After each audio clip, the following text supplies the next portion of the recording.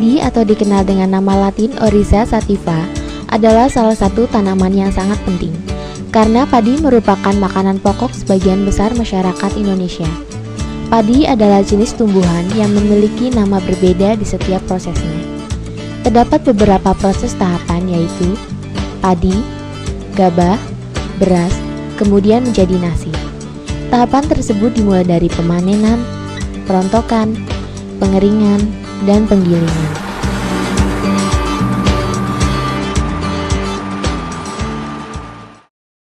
Indonesia merupakan salah satu dari 3 negara yang tercatat menjadi produsen beras terbesar di dunia. Total produksi Indonesia mencapai angka 40,29 juta ton. Berlimpahnya olahan beras atau padi yang dibuat oleh masyarakat Indonesia menambah daftar alasan mengapa Indonesia menjadi negara yang mengkonsumsi beras tertinggi di dunia.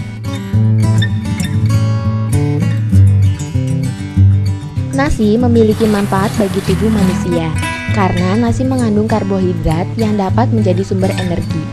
Selain memberikan manfaat bagi tubuh, nasi juga dapat membahayakan jika dikonsumsi secara berlebihan. Tanpa disadari, nasi yang dikonsumsi masyarakat Indonesia mengandung kadar gula yang tinggi. Hal ini dapat menyebabkan gula dalam tubuh meningkat yang berpotensi mengakibatkan penyakit diabetes. Diabetes mellitus yang dikenal di Indonesia sebagai penyakit kencing manis adalah penyakit gangguan metabolisme yang diakibatkan oleh kekurangan hormon insulin, rendahnya aktivitas insulin, atau kurangnya transporter glukosa atau gula. Gejalanya adalah tingginya kadar gula darah secara kronis atau terus-menerus yang ditandai dengan 3 gejala besar, yaitu banyak minum, banyak buang air kecil, dan banyak makan. Selain itu, secara kronis apabila penyakit ini tidak tertangani dengan baik akan menyebabkan kerusakan pada berbagai organ tubuh, terutama pada hati, pada otak, pada mata, dan apabila menjadi komplikasi yang serius bisa menyebabkan kematian.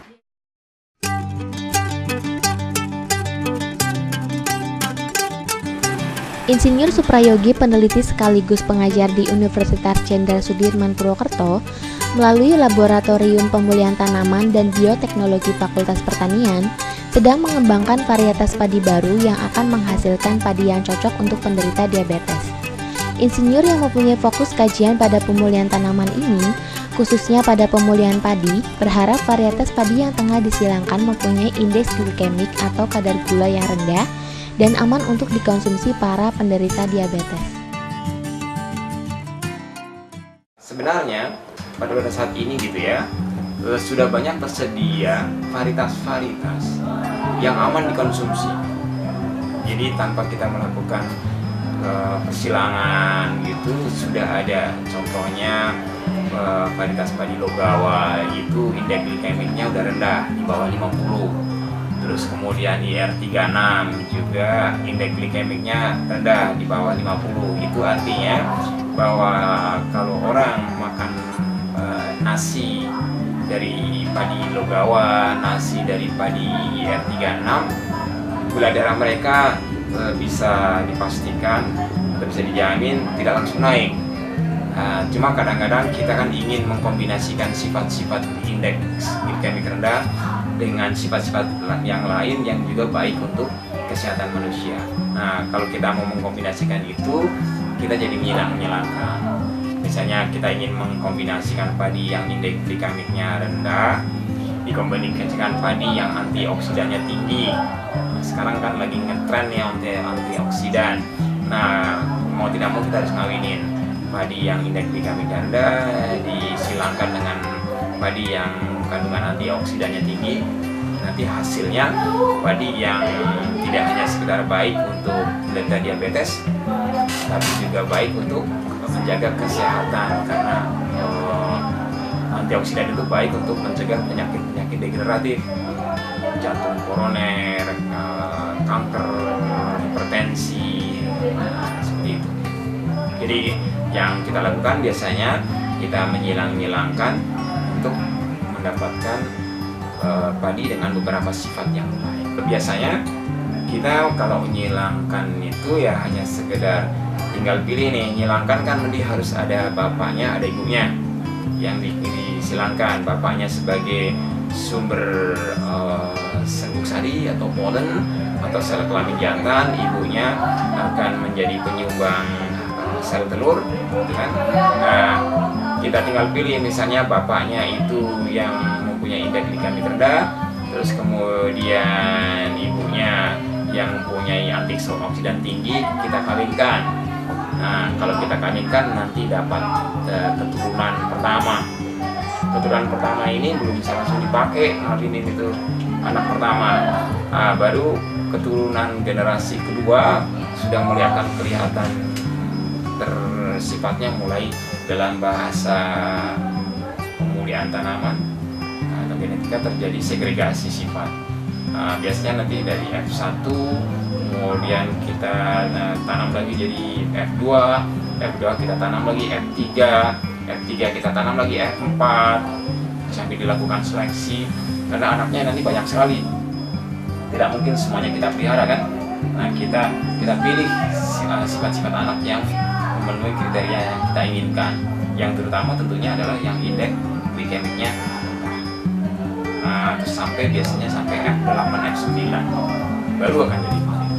Kalau misalnya gitu ya, nanam padi setahun bisa 3 kali di Indonesia, maka kalau sampai generasi ke-9 bisa kita hitung sederhana, 9 dibagi 3 berarti butuh waktu kurang lebihnya 3 tahun.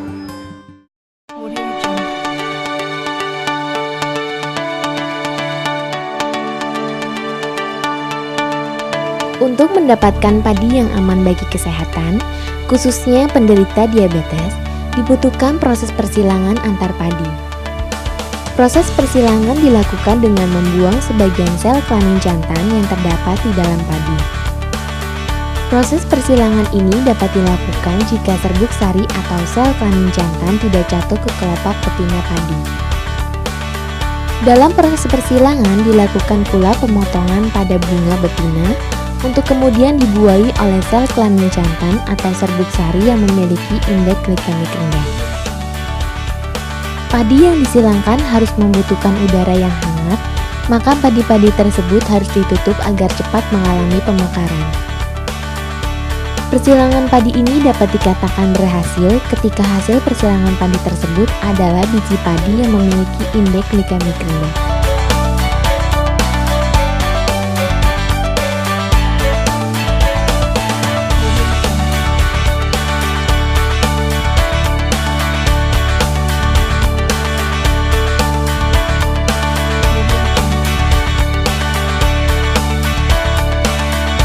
Padi merupakan salah satu sumber makanan pokok masyarakat Indonesia yang memiliki sumber energi bagi tubuh.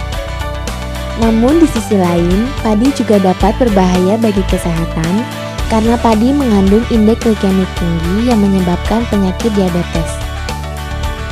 Inovasi yang dilakukan oleh Insinyur Suprayogi yaitu menciptakan padi dengan indeks glikemik rendah menjadi alternatif pemecahan masalah terhadap kekhawatiran penderita diabetes dalam mengkonsumsi nasi setiap hari. Dengan adanya padi ini, diharapkan tidak hanya aman dikonsumsi bagi penderita diabetes, tetapi juga dapat membantu mencegah penyakit lainnya dan banyak disukai oleh masyarakat.